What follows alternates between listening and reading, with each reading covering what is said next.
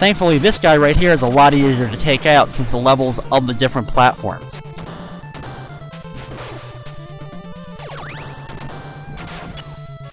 On this guy, you can actually drop down and hang down on the platform in order to deliver your hits to him, but be careful when standing on the top part because he can arc his gun and end up shooting in a diagonal direction.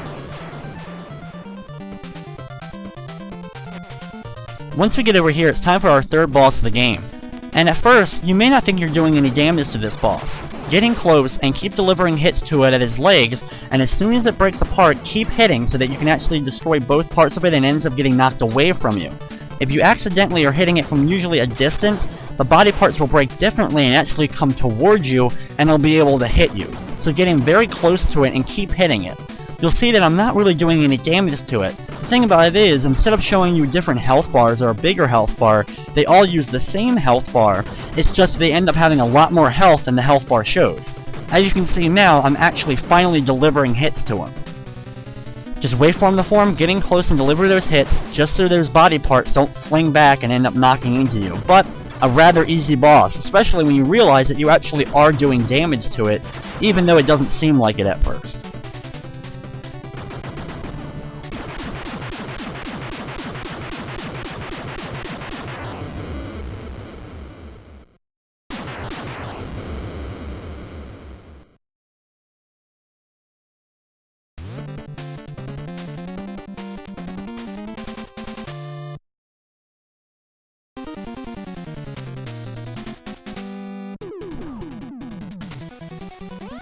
These enemies that are first introduced at the beginning of level 4 are pretty easy to deal with. They duck down and shoot 2 arcing shots usually at a time that move rather slowly and are really easy to dodge. So, for the most part, just take your time while moving up these ramps, and you should have no trouble taking almost no damage from these guys. When you get up here, wait for the robot to shoot its missiles out straight, then go up and take it out. Thankfully, for the most part, when it comes to those robots you're going to be seeing a lot of during the course of this level, they're pretty easy to deal with. Now these enemies are pretty much a huge pain and they take a lot of hits to kill considering how much they block. For the most part, what I usually like to do with these guys is hit them if I can, but just let them jump over me and then try to go past them as much as possible because it's not going to be worth doing all the damage to them. Because as you can see, they usually take a lot of hits to take out. The only ones you should really be focused on are those ones that are going to get right in your way and duck in front of you with those arcing shots. But when you get over here, they should be able to get them all stuck, and even if you didn't take them out, you'll be able to avoid them and just move on to this part. When you're here, wait for the missiles to shoot and either hit them when you're right in front of them, or jump on top of them to easily destroy them as well. Since those missiles move rather slowly, it's all a matter of just taking your time through this area.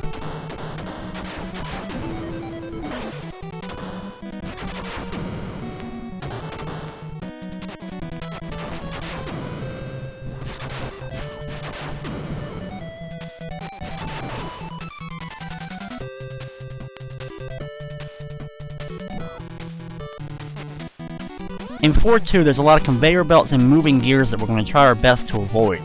Obviously, you can see with the conveyor belts, they go in different directions, either pushing you quickly or, of course, pulling you away. You cannot destroy the gears that are moving around the circles, so what you have to do is work your way around them and try to avoid them as best as possible.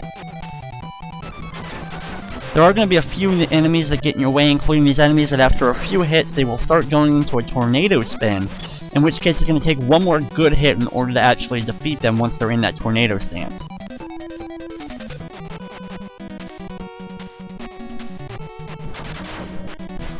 Sometimes it may be just easier to try to avoid those tornado enemies if you can, either by going over them or just getting off the platform they are on as quick as possible. The good thing is they can't follow you on the different platforms, you can only stay on the one they're on, so you can get past them if the other platforms are nearby. These giant machines that move around slowly are rather obnoxious, but they can be destroyed if you hit them enough, and they usually drop health items, so I'm able to refill my health by destroying the one right there. Just like many other games, moving platforms, this one though, however, as you can see, you're able to cut it rather close. As soon as the one disappears going up or down, the next one's going to spawn immediately if you want to jump on that area to get past it. Try your best to avoid this giant machine that's moving around, as it's only come forward a little bit, but then as you can see it starts moving backwards. After waiting a few seconds, it gets far enough away that you should be able to dodge it.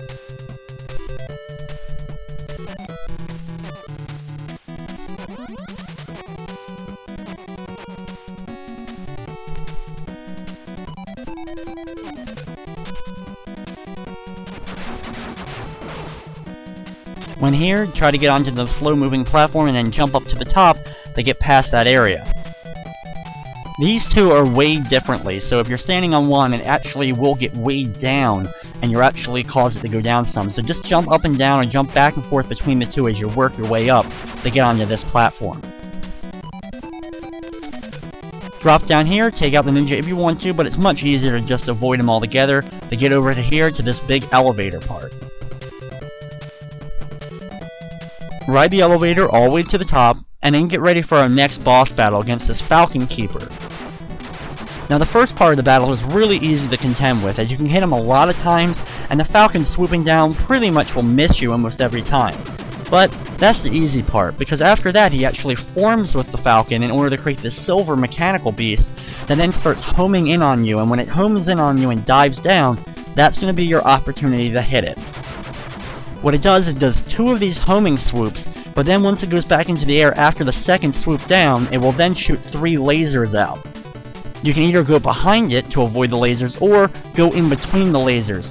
There are a rather big distance between them, so they're really easy to dodge. The hardest part about it is moving away from him so that when he home swoops on you, you're able to get out of the way in time and able to get some hits in on him.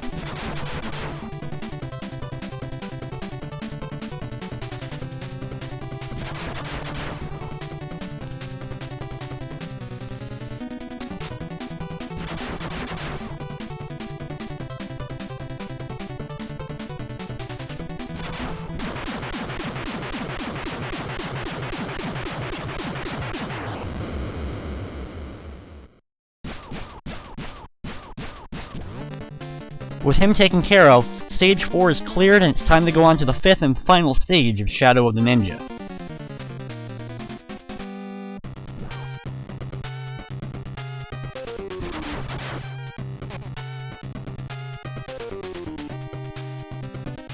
There's actually one other move that I haven't mentioned yet during the course of this run, and you actually can use it, but it costs almost half your health, if not more than half your health, to use it, so it's usually not worth it at all unless you're really swamped by enemies and you really need the extra health.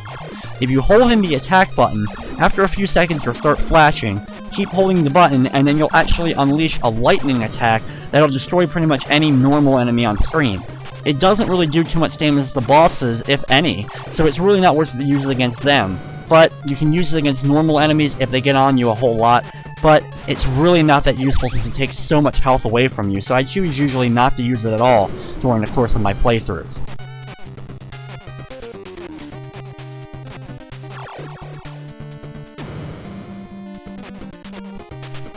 As you've seen, we have a lot of these mines in this level that explode when you get near them. Those are easy to dodge. However, the other things that are going on, usually the jumping spider robots, are a little bit more hard to contend with, and when we get over here we have these guys that launch out their hand, and then it actually retracts to them. You can jump over them to avoid the hand, and then just keep attacking and jump back over it. Pretty easy to deal with.